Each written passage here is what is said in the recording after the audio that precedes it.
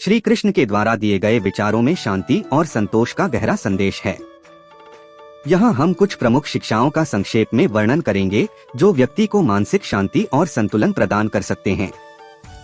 कर्मयोग का महत्व। श्री कृष्ण ने भगवद गीता में कहा है कि हमें अपने कर्मों को पूरी निष्ठा और समर्पण के साथ करना चाहिए, लेकिन फल की इच्छा से मुक्त रहना चाहिए।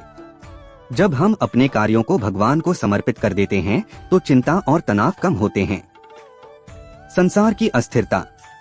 श्री कृष्ण ने हमें बताया कि इस संसार में सब कुछ अस्थायी है। सुख दुख, स्वास्थ्य, बीमारी, सभी स्थितियां बदलती रहती हैं। इस सत्य को समझकर हम मानसिक शांति पा सकते हैं।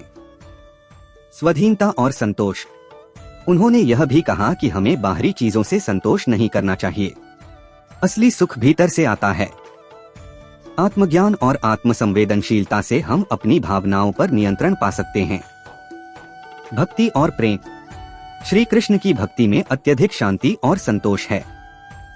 जब हम सच्चे मन से भगवान का स्मरण करते हैं तो हमारे मन से सभी दुख दर्द दूर हो जाते हैं। सकारात्मक दृष्टिकोण। उन्होंने सिखाया कि हर परिस्थिति में सकारात्मक दृष्टिकोण रखना चाहिए। यह मानसिक शांति के लिए आवश्यक है। कठिनाइयों को अवसर समझकर आगे बढ़ना चाहिए। संगति का महत्व। श्री कृष्ण ने बताया कि हमारी संगति का हमारे मानसिक स्वास्थ्य पर गहरा प्रभाव पड़ता है। अच्छे और सकारात्मक लोगों के साथ रहकर हम अपनी सोच और दृष्टिकोण को सुधार सकते हैं। ध्यान और साधना। ध्यान और साधना के माध्यम से हम अपने मन को नियंत्रित कर सकते हैं। यह हमें आंतरिक शांति और स्पष्टता प्रदान करता है। माया का ज्ञान। श्री कृष्ण ने हमें माया के बंधनों से मुक्त होने का ज्ञान दिया। जब हम समझ जाते हैं कि भौतिक चीजें स्थायी नहीं हैं, तो हम अधिक संतुष्ट रहते हैं। कृतज्ञता का भाव। कृतज्ञता का भाव रखने से हम जीवन में संतोष और शांति अनुभव करते हैं।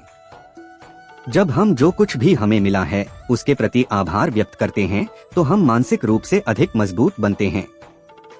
समता का सिद्धांत।